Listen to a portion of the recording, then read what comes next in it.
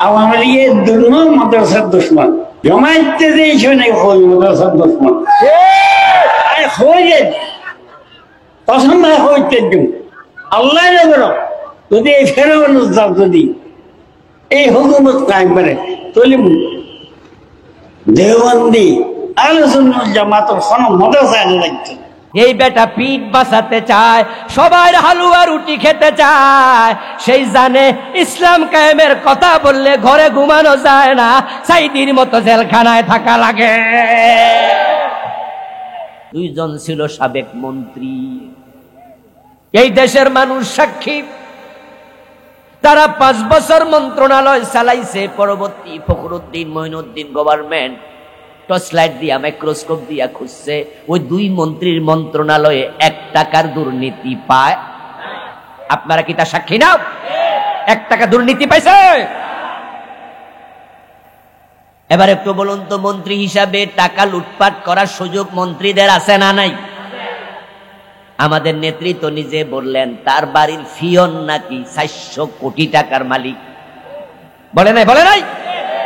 উনার পিয়ন যদি 400 কোটি টাকা লুটপাট করে, আর ওরা 2 জন ফুল মন্ত্রী 1 টাকা খাইল না, এই যে 1 টাকা লুট করে নাই, এতে বোঝা যায় তাদের অন্তরে আল্লাহর ভয় আছে। আর যাদের অন্তরে আল্লাহর ভয় থাকে তারা মানুষের বাড়িতে আগুন কেমনে দেয়? যারা আল্লাহকে ভয় করে তারা কেমনে ধর্ষণকারী হয়? যারা আল্লাহরে ভয় করে 71-এ তারা কেমনে মানুষ খুন করে? আল্লাহকে ভয় করে যারা 1 টাকা লুটপাট করে না, ওই মানুষগুলোর তাকওয়া তাদেরকে খুন খারাপি থেকে হেফাজত করে। আমরা বুঝেছি আসলে তাদের উপরে শুধুমাত্র জুলুম হয়েছে আল্লাহর জমিনে আল্লাহর কোরআনের আইনের কথা বলার কারণে। জুনায়েদ বাবুনগরী রাহেমাহুল্লাহর মতো বয়োবৃদ্ধ আলেম, হেফাজতের যিনি মহাসচিব ছিলেন, উনাকে ধরে নিয়ে রিমান্ডের নামে পিটাইয়া 2টা হাঁটু অচল করে দিয়েছে। মামুনুল হক সাহেবকে তার বউকে দিয়া ধর্ষণের মামলা করাইয়া জাতির সামনে বেজ্জতি করেছে। সংসদ ভবনে আমাদের প্রিয় মামুনুল হক ভাইকে নিয়ে প্রধানমন্ত্রী কদাচার আলাপ করেছে। অথচ আজকে এটা প্রমাণিত, যেই মহিলাকে নিয়ে তিনি ঘুরতে গেছিলেন, হোটেলে উঠেছিলেন, এটা তার বিবাহিতা স্ত্রী। আচ্ছা, আমার বউকে নিয়ে আমি কি ঘুরতে পারবো না? আমি বেড়াতে যেতে পারবো না? সাথে কি আমাকে বিয়ের কাবিননামা নিয়ে ঘুরতে হবে নাকি?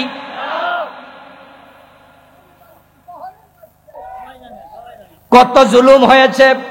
আলহামদুলিল্লাহ, জুলমের এক পর্যায়ে গিয়ে আল্লাহ তাআলা আবাবিলের মতো ছাত্র জনতাকে রাস্তায় নামায়া দিছে। 36শে জুলাইয়ের বিপ্লবে জালেমরা দেশ ছেড়ে পালাতে বাধ্য হয়েছে।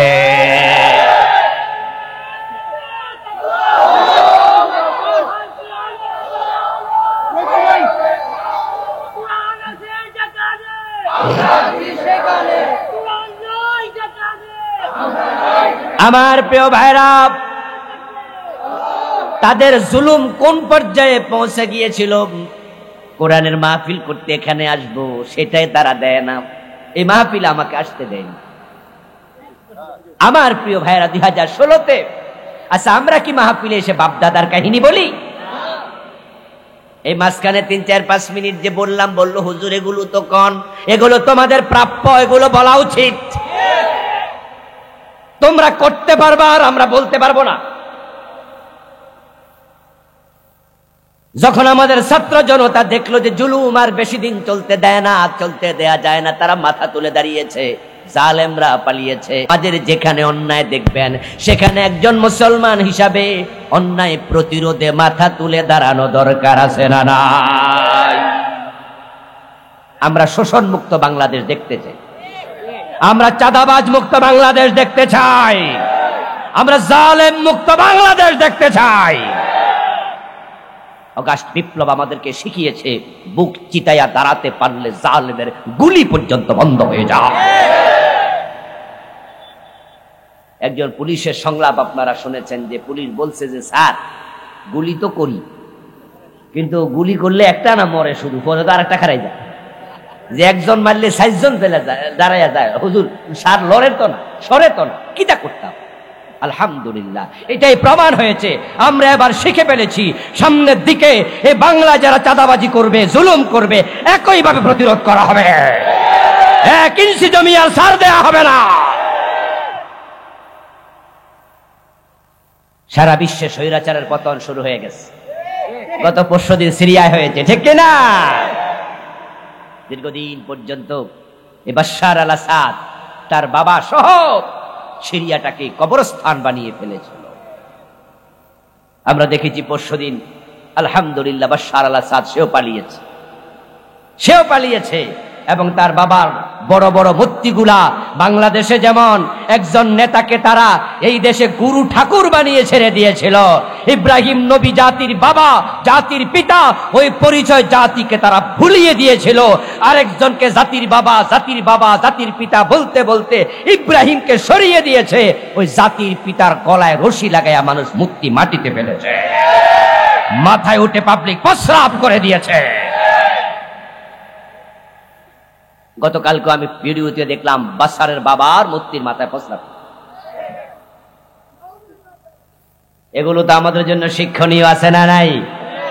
আমার বন্ধু, নবীজি মুহাম্মদ সাল্লাল্লাহু আলাইহি ওয়াসাল্লাম দিন প্রচার করলেন, সাহাবারা সেই কাজটা করলেন। এখন সেই কাজ আমাদেরকেও করতেই হবে। যারা এই কাজ করছেন না, তারা আপনার দায়িত্ব পালনে ব্যর্থ। নবী মুহাম্মদ কাল্লা বলো, ওয়া ইল্লাম তাফআল ফামা বাল্লাগতা রিসালাতাহু। ও প্রিয় নবী, যে মেসেজ, যে ওহী আপনার কাছে আসছে, যদি সেটা আপনি প্রচার না করেন, তাহলে আপনি নবুয়তের দায়িত্ব পালন করেন নাই। এখন উম্মত হিসাবে যদি আমরাও সে মেসেজগুলো প্রচার না করি, প্রমাণ হবে উম্মতের দায়িত্ব আমরা পালন করি নাই। উম্মত যদি থাকতে চান, ইসলামের প্রচারে আত্মনিয়োগ করতে হবে, ঠিক না? আপনার সন্তান যদি বেনামাজি হয়, আপনাকে আল্লাহর কাছে জবাব দিতে হবে না? হ্যাঁ, দায়িত্ব আপনাকে দেয়া হবে। قال رسول الله صلى الله عليه وسلم مروا أولادكم بالصلاة وهم أبناء 7 سنين واضربوهم عليها وهم أبناء 10 سنين। প্রিয় নবীজি বলেন, তোমরা তোমাদের সন্তানদেরকে নামাজের আদেশ করো যখন তাদের বয়স হবে 7, নামাজের জন্য শাসন করো বয়স হবে যখন 10। আপনি বাবা, আপনি নামাজে যান ফজরের টাইমে, কিন্তু আপনার সন্তান যুবক, কলেজে পড়ে, ইউনিভার্সিটি পড়ে, আপনার যুবতী মেয়ে, আপনার নিজের বউ ঘরে ঘুমায়া থাকে, মসজিদ থেকে ফিরে এসে দেখেন এখনো তারা ঘুম থেকে ওঠেই নাই। আপনি নামাজ পড়ে জান্নাতে চলে যাবেন কেমনে ভাবেন? যদি ইসলাম নিজে নিজে মেনে জান্নাতে চলে যাওয়া যেত, হযরত শাহজালাল তার সিলেটে আসতো না। যদি ইসলাম নিজে নিজে মানলেই জান্নাত পাওয়া যেত, নবী নূহ আলাইহিস সালাম পাবলিকের দুয়ারে ইসলাম প্রচার করতে গিয়ে মাইরি খাওয়া লাগতো না, একা একাই জান্নাত পেয়ে যেত। قال رسول الله صلى الله عليه وسلم ألا كلكم راع وكلكم مسؤول عن رعيته। প্রিয় নবীজি বলেছেন, তোমরা সকলে দায়িত্বশীল, তোমাদেরকে দায়িত্বের ব্যাপারে অবশ্যই প্রশ্ন করা হবে। কুনতুম খায়রা উম্মাহ উখরিজাত লিন-নাস, তোমরা সৃষ্টির মাঝে সেরা, তোমাদেরকে মানুষের জন্য বানাইছি। অন্য মানুষ ইসলাম মানলো কিনা এ নিয়ে তোমাকে মাথা ঘামাতেই হবে। তা'মুরুনা বিল মা'রুফ ওয়া তানহাউনা আনিল মুনকার, আমি তোমাকে সেরা বানাইয়া একটা শ্রেষ্ঠ দায়িত্ব দিছি, সেটা হলো সৎ কাজের আদেশ করো, অন্যায় দেখলে প্রতিরোধ করো। আমাদের রাসূল দ্বীনের দাওয়াত দিয়েছেন, আলহামদুলিল্লাহ, ওহীর মেসেজ পৌঁছিয়েছেন। এবার একটা প্রশ্ন করি, প্রিয় নবী যে ওহীর দাওয়াত যখন দিলেন, তখন কি ওহীর কিছু লুকাইছে? নাকি পুরা দিছে? পুরা দিছে তো, যে লুকাইলি কি আমরা পুরা কোরআন পাইতাম? কোরআন রাসূলের উপর যখন নাজিল হয়, এটা কি কাগজে লেখা নাজিল হয়েছে না কলমে? তো রাসূল যদি কিছু লুকাই রাখতেন তাহলে তো আবু বকর ওমর জানতো না যে লুকাইত। প্রিয় নবীজি কিছুই লুকায় নাই। কিন্তু আমাদের সমস্যা হলো, আমরা ইসলাম যারা প্রচার করি, আমরা সুবিধা মতো করি, আমরা কিছু প্রকাশ করি, কিছু লুকায়া রাখি। তাই দেখবেন অনেক হুজুর বাংলাদেশে পাবেন, বক্তা, পীর, খতিব, নামাজের ওয়াজ করে, রোজার ওয়াজ করে, হজের ওয়াজ করে, যাকাতের ওয়াজ করে, জিকিরের ওয়াজ করে, পর্দার ওয়াজ করে, কিন্তু চোর ধরে হাত কাটো, ডাকাত ধরে শুলে দাও, জেনা করলে পাথর মারো, মদ খাইলে 100 বেত লাগাও, জমিন যার আইন চলবে শুধুই তার। অসংখ্য হুজুর রাজনীতির ওয়াজটা করেই না, বরং উল্টা কয় আমি রাজনীতি করি না। রাসূল মুহাম্মাদের জীবনে রাজনীতি আছে না নাই? এখন উনারা নামাজ পড়ে, রোজা রাখে, রাজনীতি কেন করে না? রাসূল তো মদিনার প্রেসিডেন্ট ছিলেন 10 বছর। আবু বকর তো ছিলেন 3 বছর 4 মাস, হযরত ওমর তো ছিলেন 10 বছর, ওসমান ছিলেন 12 বছর, আলী ছিলেন 4 বছরের বেশি। তো 4 খলিফা 30 বছর দেশ চালায়। রাসূল মুহাম্মদ সাল্লাল্লাহু আলাইহি ওয়াসাল্লাম 10 বছর দেশ চালায়, আর তুমি দেশ চালাও না। বরং আমরা যারা দেশ কোরআন দিয়ে চালাতে চাই, আমাদের দলেও আসো না। আলগাত বইয়া বইয়া ক উনি রাজনীতি করুক গা, আমি করবো না। বরং রাজনীতি না কইরা বুঝায় উনি হক কাজ করতেছে, উনি বালা কাজ করে, এবং গুতা মাইরা কয় উনারা ক্ষমতার লোভ আছে, আমাদের ক্ষমতা দরকার নাই, আমরা বেহেশত চাই। আর মুরিদেরা কয় দেখছুনি আমাদের হুজুর কত বড় মুত্তাকি, উনি মেম্বারও হইতে চায় না, চেয়ারম্যানও হইতে চায় না, এমপি তো নাই, উনি দুনিয়া ক্ষমতাই চায় না। আচ্ছা, রাসূল কি তোমার সে কম মুত্তাকি আছিল? তো উনি যে 10 বছর প্রেসিডেন্ট। আসলে ব্যাপারটা কি? ব্যাপারটা কি আপনারা কিছু আঁচ করতে পারতেছেন না? এই যে উনি ভাব দেখাইলো উনি কোন দলমল করে না, এমন সুবিধাবাদী হুজুর কিশোরগঞ্জে আছে না নাই? কোন দলে মলে নাই, ভাব দেখায় যে উনি বড় মুত্তাকি, উনি আসল কাম করতেছে। ও দোস্ত, কারণ হলো আমি যেটা বুঝি সেটা, এই বেটা পিঠ বাঁচাতে চায়, সবার হালুয়া রুটি খেতে চায়, সেই জানে ইসলাম কায়েমের কথা বললে ঘরে ঘুমানো যায় না, সাইদির মতো জেলখানায় থাকা লাগে।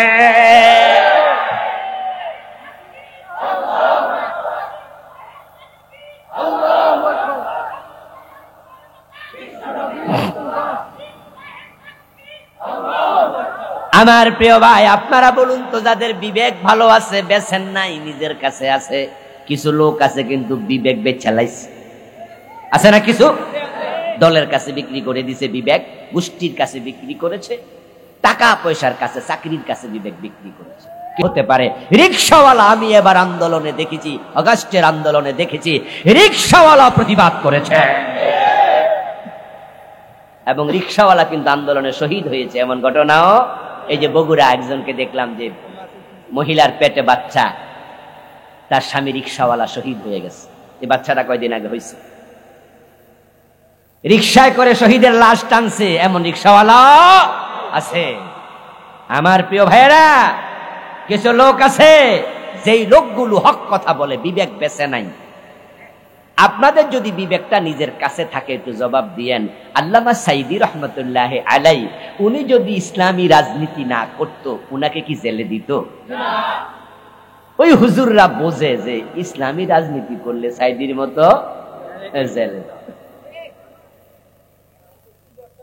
আমার বন্ধু আলেম ওলামা 10টা মামলার আসামি, 20টা মামলার আসামি। মামুনুল হক সাহেব, যার কথা তখন বললাম, ইন্ডিয়ার বিরুদ্ধে বাঘের মতো হুঙ্কার দিছিল। মোদি যখন বাংলাদেশে আসতে চাইল, তখন তিনি মোদি বিরুদ্ধে আন্দোলন করলেন, এবং মোদির বিরুদ্ধে কথা বলার কারণে তার দলের কয়েকজনকে গুলি করে শহীদ করে ফেলল। তারপরে ইন্ডিয়ার ইশারায় মামুনুল হককে অ্যারেস্ট করলো, বউ দিয়ে মামলা দেয়ালো। ইসলামী আন্দোলন তিনি করেন, বুক ফুলায়া কথা বলেন, কাউকে কেয়ার করেন না। উনিও যদি শুধু নামাজ রোজা হজ যাকার ওয়াজ করতো, যাকাতের ওয়াজ করতো, জিকির আজকার করে ফিরালি কইরা মুরিদ বানাতো, মামুনুল হককেও জেলে দিত না। তাই যারা সুবিধাবাদী তারা ইসলামী রাজনীতি করে না। রাসূলুল্লাহর ইসলাম কি অর্ধিক্কা ইসলাম না পূর্ণাঙ্গ ইসলাম? তো পূর্ণাঙ্গ ইসলাম হলে আপনি ইসলামে কি রাজনীতি নাই? তো এটার থেকে আপনি দূরে থাকেন কেমনে?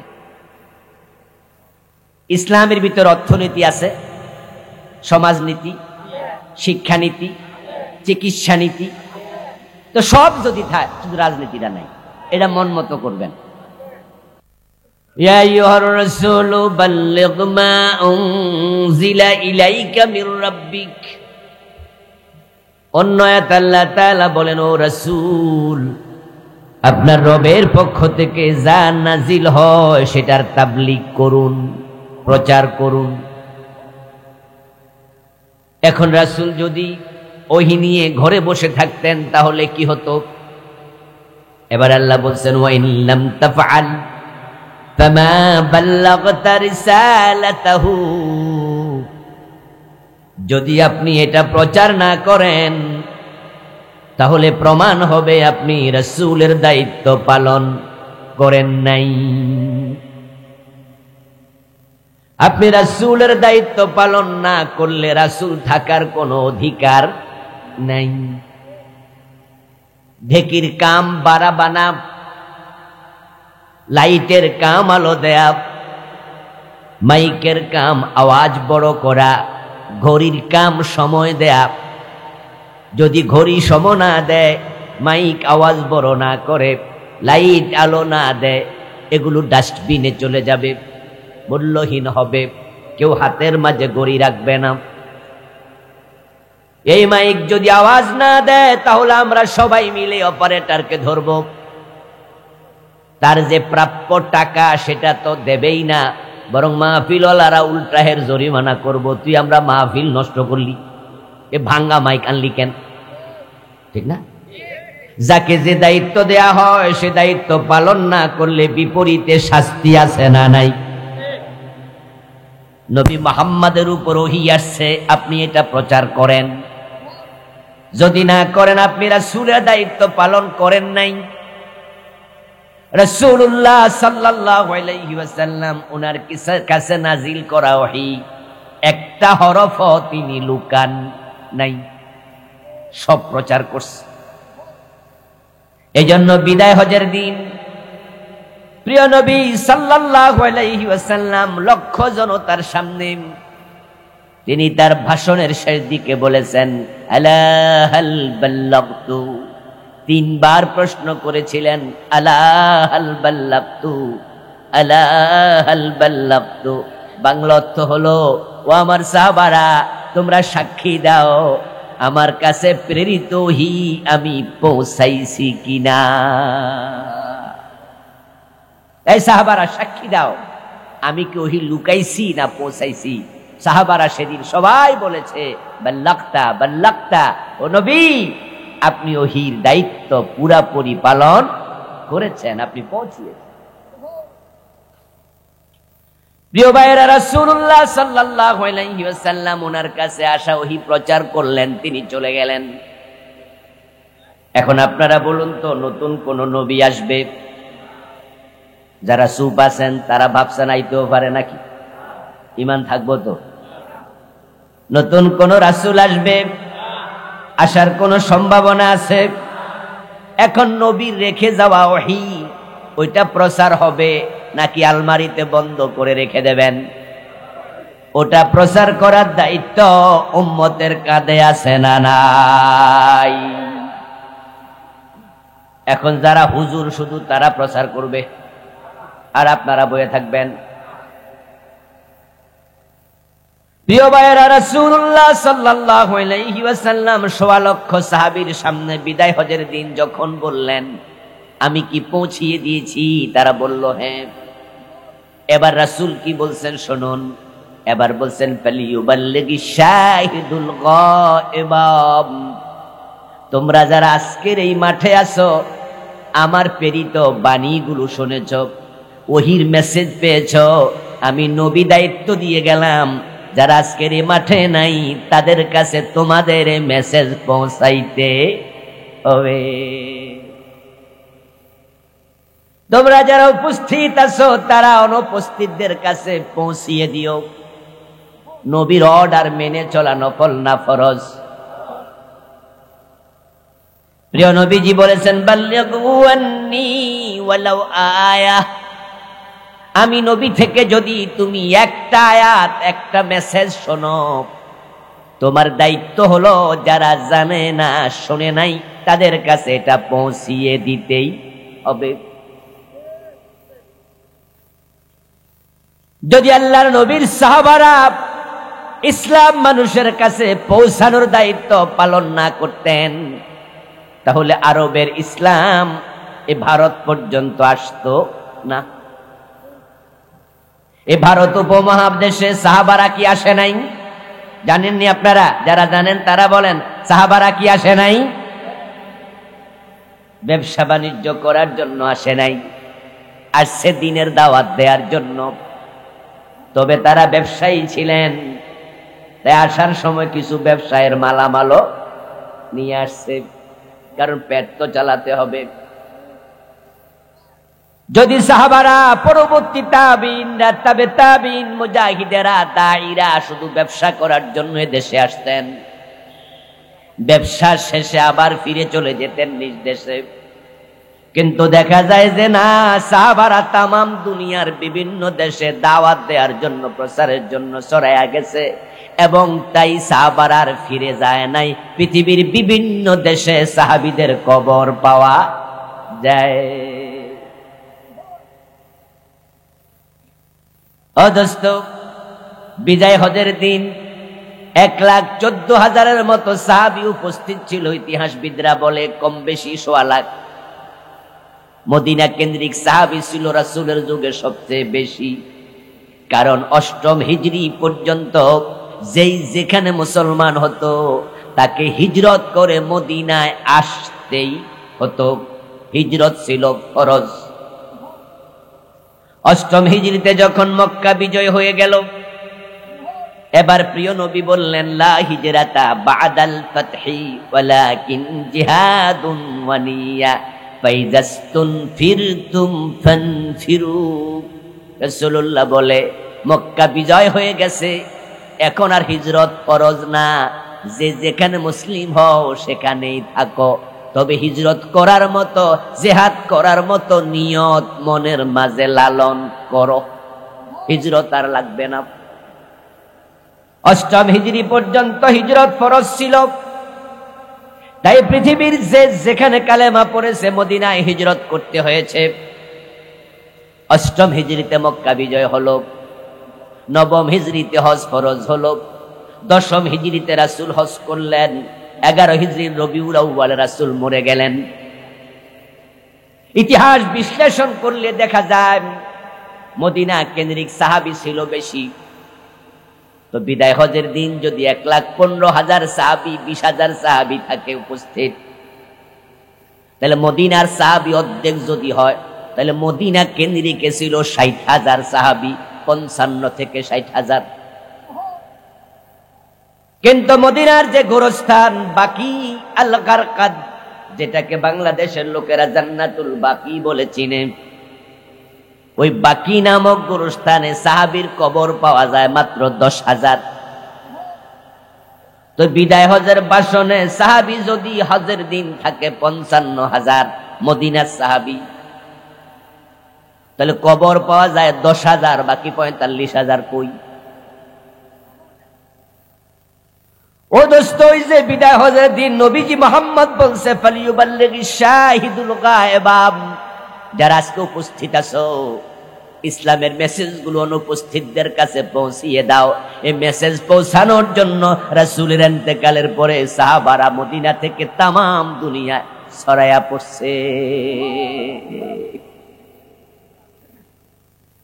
হযরত শাহজালাল ইয়ামানী রাহিমাহুল্লাহ যদি তিনি আরব থেকে বাংলাদেশের সিলেটে না আসতেন, 360 জন সঙ্গী নিয়ে দিন প্রচারের জন্য ইয়ামান থেকে এসেছেন। হুমায়ুনুদ্দিন চিশতি রহমাতুল্লাহি আলাইহি আরব থেকে ভারতে এসেছেন। হযরত মামুন, হযরত মুহাইমিন রাদিয়াল্লাহু তাআলা আনহুমা দুজন সাহাবী দিন প্রচারের উদ্দেশ্যে ভারতে এসেছেন। চট্টগ্রাম বন্দরে কিছুক্ষণ অবস্থানও করেছেন ঐতিহাসিকরা বলে। একটু হিসাব করুন তো, আজ থেকে 1300 বছর আগে, 1200 বছর আগে উনারা যখন এত দূর থেকে আসছে, তখন কি বাস গাড়ি, প্রাইভেট কার, এ জাতীয় কোনো যানবাহন ছিল নাকি? আসলেন কেমনে? এই যে আপনি নামাজ পড়েন, আপনার পাশের ঘরের লোক নামাজ পড়ে না, আপনি নামাজ পড়েন, আপনার ঘরের লোক নামাজ পড়ে না, এই নিয়ে মাথা ব্যথা নাই। আপনার সামনে বইয়া পাবলিক বাম হাতে পানি খায়, আপনি কোনোদিন কইলেন না যে ভাই বাম হাতে খাইয়েন না, এটা হারাম, নিষেধ। আপনার সামনে রাস্তার মোড়ে পোলাপান সিগারেট টানে, গাঁজা টানে, আপনি পাশ কাইটা এড়াইয়া যান, আপনি কোন আমার কি? যদি ওই সাহাবারা বলতো ইসলাম তো আমি মানি, ভারতের লোকেরা না মানলে আমার কি? শাহজালাল যদি বলতেন ইয়ামানে বসে ইসলাম তো আমি মানি, প্রচারের জন্য কেন যাওয়া লাগবে সিলেটে, আমি যাবো না, তাহলে বাংলার হিন্দুরা ইসলাম পেত না, আর আমরাও হিন্দুর সন্তানই হয়তো থেকেই যেতাম। শাহজালাল রহমতুল্লাহের হাতে এদেশে কি হাজার হাজার হিন্দু মুসলমান হয় নাই? মাইনুদ্দিন চিশতির হাতে কি লাখ লাখ হিন্দু মুসলমান হয় নাই? হিসাব করে পিছনে যান, হতে পারে আজ থেকে 700 বছর আগে, 800 বছর আগে আপনার আমার পরদাদা পূর্বপুরুষ মুসলমান ছিলই না। পারা তাবিরা যদি এদেশে না আসতো, তাহলে হয়তো আমাদের বাপদাদাও ইসলাম পেত না, আমরাও পেতাম না। এই কথাগুলো কেন বলছি? যে আমরা আজকে ইসলামের প্রচারের দায়িত্ব সব হুজুরদের কান্দে দিয়া আমরা চুপ করে থাকি, এটা কিন্তু ঠিক মোটেও না। ইসলাম প্রচারের দায়িত্ব রাসূল কিন্তু শুধু আলেমদেরকে দেন নাই, উনার বিদায় হজের ভাষণের দিন যত সাহাবী ছিল সকলকে দিছে। আপনারা বলুন তো, সাহাবাদের মাঝে রাখাল ছিল কিনা? সাহাবাদের মাঝে কম শিক্ষিত লোক ছিল কিনা? সাহাবাদের মাঝে কৃষক ছিল কিনা? সবাই কি বড় বড় মুহাদ্দিস ছিল? রাসূলুল্লাহ বলার সময় বলছে সবাই এই দায়িত্ব পালন। এই বাংলাদেশের দিকে তাকালে আপনারা দেখতে পাবেন যে এখানে দুর্গাপুর আছে, কৃষ্ণপুর আছে, শুভপুর আছে, লক্ষ্মীপুর আছে, ব্রাহ্মণপাড়া আছে, ব্রাহ্মণবাড়িয়া আছে, আসেনি? এগুলো কি মুসলমানের নাম না হিন্দুর নাম? এই শব্দগুলো প্রমাণ করে যে এই দেশে হিন্দু বসতি সংখ্যাই বেশি ছিল। কিন্তু এখন দেখবেন খুঁজে, আমার নিজের গ্রামের নামও দুর্গাপুর, অথচ আমার গ্রামে একজন হিন্দু এখন নাই। কিন্তু প্রমাণ করে গ্রামের নাম, যারা গ্রাম বানাইছে শুরুতে তারা মুসলমান ছিল না, থাকলো তো আর দুর্গার নামে গ্রামের নাম রাখতো না। আমার বড় ভাইকে বিয়ে করিয়েছি, গ্রামের নাম লক্ষ্মীপুর, ওই গ্রামও একজন হিন্দু নাই। আমার পাশে গ্রামের নাম কৃষ্ণপুর, একজন হিন্দু নাই। এই নামগুলো প্রমাণ করে এক সময় হিন্দু ছিল। শাহজালাল, শাহপরান, শাহ মাকদুম, খানজাহান আলী রাহিমাহুমুল্লাহ ওই আরব থেকে যদি এই ভারত উপমহাদেশে না আসতেন, তাহলে এই গ্রামের হিন্দুগুলো মুসলমান হতো কেমনে? নবীকে আল্লাহ বলে উতলু মা উহিয়া ইলাইকা মিনাল কিতাব, ও নবী যেই কিতাব আপনার কাছে আসলো আপনি এটা প্রচার করেন। রাসূল প্রচার করেছেন, সাহাবীদেরকে দায়িত্ব দিলেন, তারাও প্রচার করলো। এখন আমরা মুসলমান, এই দায়িত্ব আমাদের পালন করতে হবে। তাই যে যতটুকু জানেন ততটুকুই বলেন, ততটুকু করেন। আপনার সামনে যদি কোনো ইসলাম বিরোধী কাজ হয়, মুসলমান হিসাবে প্রতিরোধ করার জন্য সেখানে মাথা তুলে দাঁড়ায়া যেতে হবে। এবার যে অগাস্ট বিপ্লব হলো, যদি আমাদের দেশের ছাত্র জনতা এই পতিত স্বৈরাচার জালেম সরকারের বিরুদ্ধে ঐক্যবদ্ধ হয়ে না দাঁড়াতো, তাহলে বিপ্লব হতো না, ঠিক না? দাঁড়াইছে, হয়ে গেছে। আমার প্রিয় ভাই, আমার প্রিয় ভাই, প্রিয় নবীজি ইসলাম পূর্ণাঙ্গ প্রচার করেছেন। আপনাকে আমাকে পূর্ণাঙ্গ ইসলাম প্রচার করা লাগবে। এটা হলো আল্লাহ তাআলার প্রথম মেসেজ। এবার দ্বিতীয় মেসেজ হলো আকিমিস সালাম, নামাজ কায়েম করো। ইন্নাস সালাতা তানহা আনিল ফাহশাই ওয়াল মুনকার, নিশ্চয়ই যে নামাজ পড়ে নামাজ তাকে অন্যায় থেকে ফিরায়া রাখে। কে বলেছেন? একটু আওয়াজ করে বলুন না, বলেছেন কে?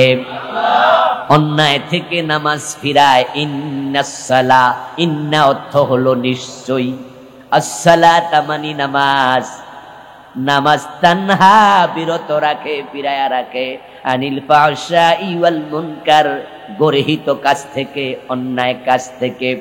আমার আল্লাহ বলে নামাজ পড়ো, নামাজ তোমাকে অন্যায় থেকে বাঁচাবে। বাংলাদেশে এই আয়াতটার বাস্তবতা একটু কম দেখা যায়, বরং আমরা দেখি নামাজও পড়ে সুদও খায়, নামাজও পড়ে ঘোষও খায়, নামাজ পড়ে ওজনে কম দেয়, নামাজ পড়ে মালে বেজাল দেয়। আজকের মাহফিলে 2-4 জন নামাজি সুদে টাকা লাগায়া রাখছে, এমন আছে না নাই? উনার নামাজ উনাকে সুদ থেকে ফিরাতে পারে নাই। আমার বন্ধু পকেটে ঘোষের টাকা লইয়া নামাজে জায়গা, এমন নামাজি আসেনি? এক কিশোরগঞ্জে গেল, অফিস পাইবেন, অফিসার ঘোষ খাইতেছে, সিগনেচার দেয় আর পকেটে নেয়। সাব রেজিস্ট্রি অফিস, যেখানে জমির দলিল হয়, ওখানে ঘোষ খায় না এমন অফিসার খুব কম। এজন্য যারা দলিল বেন্ডার তাদেরকে জিজ্ঞাসা করবেন, এই যে জমি কিনতেছি, রেজিস্ট্রেশন হবে আগামী রোববারে, কত লাগবে? সে দেখবেন হিসাব দেবে যে জমির টোটাল রেজিস্ট্রেশন ফি, সরকারি ফি এত, দলিলের খরচ এত, রাইটারের খরচ এত, এই হলো মোট 2,30,000, কিন্তু খরচ হইব 2.5 লাখ। বাকি 20,000 কি? কইটা টেবিল খরচ।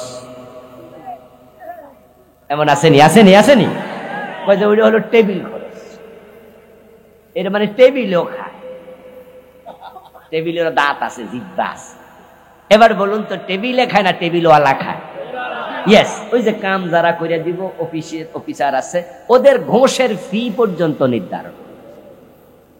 বড় অফিসার প্রতি সিগনেচারে 500, ছোট অফিসার 300, এরকম করে নির্ধারণ করা আছে। আমি তো কম করে লাইছি, আরো বেশি। প্রতি সিগনেচার হিসাব করে রাখে, মোট আজকা কয়টা সিগনেচার। টাকা লইছে পকেটে, ঘোষের টাকা সাইন করেছে, আজান পড়ে গেল জোহর, আল্লাহু আকবার। এবার অফিসার ক্লায়েন্টে কয়, দিলে তাড়াতাড়ি দেন, আজান হইয়া গেছে। কই যাইব? নামাজে যাবে। এখন ঘোষের টাকা পকেটে, নামাজে খারাইছে, আল্লাহু আকবার, ইয়াকা নাবুদু ওয়া ইয়াকা নাস্তাইন, আল্লাহ আমি শুধু তোমার গোলামি করি। আল্লাহ কয়, গোলাম পকেটে গুলো কি? এ গোলাম, তুই যদি আমার গোলাম হস, পকেটে কি এগুলা? ঘোষের টাকা পকেটে লইয়া নামাজ পড়ছে, সুদে টাকা লাগাইয়া হজ করতে গেছে, হারাম টাকায় যায় নামাজ কিনা ওইটা খারাইয়া নামাজ পড়ে, এমন নামাজিও আছে না নাই? তোমার নামাজ তোমাকে অন্যায় থেকে ফিরালো না কেন? আল্লাহ তো বললেন নিশ্চয় নামাজ অন্যায় থেকে ফিরায়। আল্লাহর কথা মিথ্যা হতে পারে না। তাহলে বুঝতে হবে তোমার নামাজটা বাতিল, এটা বাতিল নামাজ।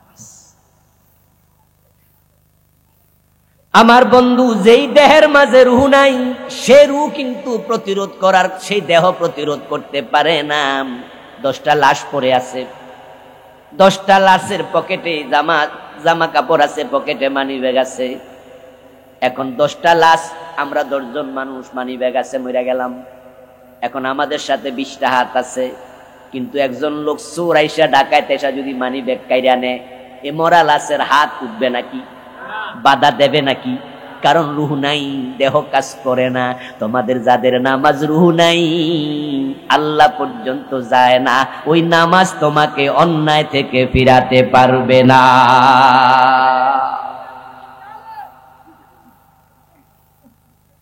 আমার প্রিয় ভাই, এমন নামাজ পড়ে লাভ নাই যে নামাজ অন্যায় থেকে ফিরায় না। এখন প্রশ্ন, কেন ফিরায় না? এক নাম্বার কারণ, নামাজের 13 ফরজে ঘাটতি। 2 নাম্বার কারণ, নামাজের ওয়াজিবে ঘাটতি। 3 নাম্বার কারণ, অনেকের নামাজ নবী মুহাম্মাদের সাথে মিলে না। রুকু দিয়া সোজা হয়ে দাঁড়ায় না, 2 সেজদার মাঝখানে সোজা হয়ে বসে না, টুকটুক কইরা সেজদা মারে। এমন নামাজি আছে না নাই?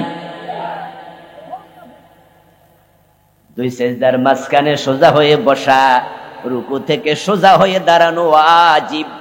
যদি আপনি তাড়াহুড়া করেন, সোজা হয়ে না খাড়ান, 2 সেজদার মাঝখানে সোজা হয়ে না বসেন, পুরা নামাজটাই বাদ।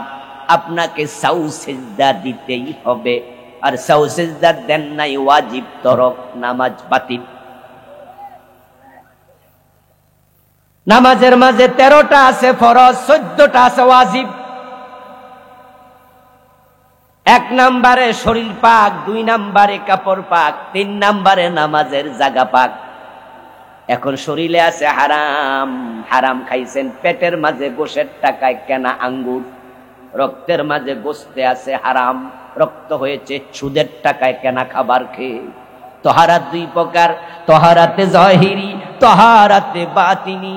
গায়ের মাঝে ময়লা লেগেছে, গোসল করো পাক হবে, কিন্তু রক্তে হারাম ঢুকে গেছে, এখন পাক করবা কেমনে? قال رسول الله صلى الله عليه وسلم من اشترى ثوبا في 10 دراهم فيه درهم حرام لم يقبل الله له صلاته ما دام عليه। প্রিয় নবীজি বলতেছেন, 10 দিরহাম দিয়ে কাপড় কিনলা, 9 দিরহাম হালাল, 1 দিরহাম হারাম। ওই 1 দিরহাম হারাম ঢুকেছে কাপড়ের টাকায়, যত নামাজ পড়ো আর 1 রাকাত কবুল হবে না। ও দোস্ত, মসজিদ বানাইছো সুদের টাকা দিয়া, হারাম টাকা দিয়া টাইলস কিনেছে, মার্বেল পাথর কিনছে, এলাকার চৌধুরী সাহেবের সভাপতি বানাইছে। এর আগে সভাপতি ছিল হুজুর মানুষ। কইরে সভাপতিরা কে লাভ কি? হেতো নিজে 500 টাকা চাঁদা দেয়। এই চাঁদা দিয়া মসজিদ দোতলা হইব না, বরং চৌধুরীরে বানাও, হে একাই দোতলা 10 লাখ দিয়া দিব। অথচ চৌধুরী সাহেব সিনেমা হলের মালিক। যারে সভাপতি বানাইছো সে সুদী ব্যাংকের ডিরেক্টর। যার হারাম ইনকাম তারে সভাপতি বানায়া মসজিদ পাকা করতেছ। তোমার মসজিদের জায়গা নাফাক বানাইছো। অথচ নামাজ ফরজ হওয়ার 13টা বিধান, ওই ফরজের মাঝে 3 নাম্বারে নামাজের জায়গা ফাঁক হওয়া লাগবে। রাসূলুল্লাহর মসজিদ ছিল কাঁচা। ফজরের টাইমে রাতে বৃষ্টি হলে রাসূল সেজদা দিয়া যখন উঠতেন, নাকের মাঝে কপালের মাঝে কাদা দেখা যেত। মসজিদ ছিল কাঁচা, মুসল্লি ছিল পাকা। এখন মসজিদ হইছে পাকা, মুসল্লি হইছে কাঁচা। রাসূলের সাথে নামাজ মিলে না। নবীজি মুহাম্মদ সাল্লাল্লাহু আলাইহি ওয়াসাল্লাম বলেছেন, সাল্লু কামা রাআইতুমুনি উসাল্লি। তোমরা নামাজ পড়ো সেভাবে আমি নবী মুহাম্মদকে নামাজ পড়তে দেখেছো যেভাবে। এখন রাসূলুল্লাহর সাথে নামাজ কেমনে মিলবে? নামাজ তো শুরু করি উল্টা, শেষও করি উল্টা। শুরু করে নাওয়াইতু আনুসাল্লি লিল্লাহি তাআলা, শুরু করেননি ওয়াজ্জাহাতু ওয়াজহিয়া লিল্লাযী ফাতারাস সামাওয়াতি ওয়াল আরদ। এটারে বানাইছে মুসল্লা দোয়া। আমার নবী এই দোয়া পড়ে কখনো নামাজ শুরু করেন নাই। তিনি অন্নি ওয়াজ্জাহাতু পড়েছেন, হাদিসে পাওয়া যায়, কিন্তু সেই দোয়াটা রাসূলুল্লাহ করেছেন তাকবীর দেওয়ার পরে, আর আমরা ধাক্কাইয়া নিছি তাকবীরের। সহিহ মুসলিমের হাদিস, হাদিস নাম্বার 1689। হযরত আলী বলেন, কানা রাসূলুল্লাহ সাল্লাল্লাহু আলাইহি ওয়াসাল্লাম ইযা কামা ইলাস সালাতি কাব্বারা, রাসূল নামাজে দাঁড়াইতেন শুরু করতেন তাকবীর দিয়া। ইফতিতাহু ওয়াত তাকবীর ওয়া ইখতিতামুহু আত তাসলিম, রাসূলুল্লাহ নিজেও বলেছেন নামাজ শুরু হবে তাকবীর দিয়া, শেষ হবে সালাম ফিরায়া। আমাদের সালাম ফিরায়া কিন্তু নামাজ শেষ হয় না। অসংখ্য মসজিদে সালাম ফিরাইয়া সবাই বইয়া থাকে, হুজুর কখন আমিন কইব। হুজুর যদি আমিন না কয়, হুজুরের চাকরি নাই। এমনে জিগাইলে কয় না না এ মুনাজাত ফরজ না, এটা ওয়াজিব না, তো হুজুরের চাকরি গেল কেন? এ মুনাজাত লইয়া মারামারি করলা কেন? যদি এমন জায়গা আছে মুনাজাত না করে ফরের ওয়াক্তে চাকরি, মুনাজাতকে তারা নামাজের অংশ বানায়া ছাড়ছে। হযরত আলী বলতেছেন রাসূলুল্লাহ নামাজে দাঁড়াইতেন, তারপর আল্লাহু আকবার বলতেন, বলে তিনি এবার বলতেন ইন্নী ওয়াজ্জাহাতু ওয়াজহিয়া লিল্লাযী, তিনি বলতেন সুবহানাকাল্লাহুম্মা বিহামদিক, তিনি বলতেন আল্লাহুম্মা বাঈদ বাইনি ওয়া বাইনা খাতায়ায়া কামা বা'দতা বাইনাল মাশরিকি ওয়াল মাগরিব। সানা হিসাবে রাসূলুল্লাহ অনেকগুলো দোয়া পড়তেন, একবার এক একটা, কিন্তু আমরা সানা হিসাবে সুবহানাকাল্লাহুম্মা একটাই শিখছি। আচ্ছা পড়েন, অসুবিধা নাই, কিন্তু ইন্নী ওয়াজ্জাহাতুরে দাক্কায়া আগে নিছেন, আগে নেয়ার অধিকার দিল কে? রাসূল যা করেন নাই আমরা তা করব না, রাসূল যা ছাড়েন নাই আমরা তা ছাড়ব না, এটাই হলো ইসলাম। ইমাম সাহেব যখন নামাজ পড়ে, নামাজের মাঝে ইমাম মাঝে মাঝে ভুল করে ফেলে, করতে পারে মানুষ। ইমাম যখন ভুল করে পিছন থেকে আমরা লোকমা দেব, সংশোধন করব। কে বা কারা বাংলাদেশে লোকমার সিস্টেম চালু করছে? পিছন দিয়া কয় আল্লাহু আকবার, অথচ রাসূলুল্লাহ শিখাইছে লিররিজালিত তাসবিহু ওয়া লিন্নিসাইত তাসবিহু, পুরুষরা বলবে সুবহানাল্লাহ, মহিলা মুসল্লি থাকলে তারা হাতের উপরে হাত আওয়াজ করবে, কিন্তু সুবহানাল্লাহ সরায়া কেডা যে আল্লাহু আকবার ঢুকাইছে আমি জানিও না। রাসূল শিখাইলো কি, আমরা করলাম কি? প্রিয় নবীজি সালাম ফিরাতেন, ফিরায়া তিনবার পড়তেন আস্তাগফিরুল্লাহ, একবার বলতেন আল্লাহু আকবার, একবার আয়াতুল কুরসি পড়তেন, 33 বার সুবহানাল্লাহ, 33 বার আলহামদুলিল্লাহ, 34 বার আল্লাহু আকবার, একবার আল্লাহুম্মা আনতাস সালাম ওয়া মিনকাস সালাম, একবার পড়তেন সাইয়্যিদুল ইস্তিগফার আল্লাহুম্মা আনতা রাব্বি লা ইলাহা ইল্লা আনতা, একবার পড়তেন তাশাহুদ আশহাদু আল্লা ইলাহা ইল্লাল্লাহু ওয়াহদাহু লা শারীকা লাহু। অনেকগুলো দোয়া হাদিসে আছে, এ নিয়ে আমি আলাদা বই লিখেছি, বইটার নাম দিয়েছি হাদিসের বৈচিত্র্যে পূর্ণাঙ্গ নামাজ। এই তো আসরের আজান মাত্র হয়ে যাবে, কিছুক্ষণ পরে শেষ করতে পারবো না। রাসূলের সাথে নামাজ মিলে না, অসংখ্য জায়গায় এ ভুল চলছে, চলমান আছে। ভুলবাল নামাজ তো আল্লাহ কবুল করবে না। তোমার নামাজ তোমাকে অন্যায় থেকে ফিরাবে কেমনে? কবুলিত হয় না।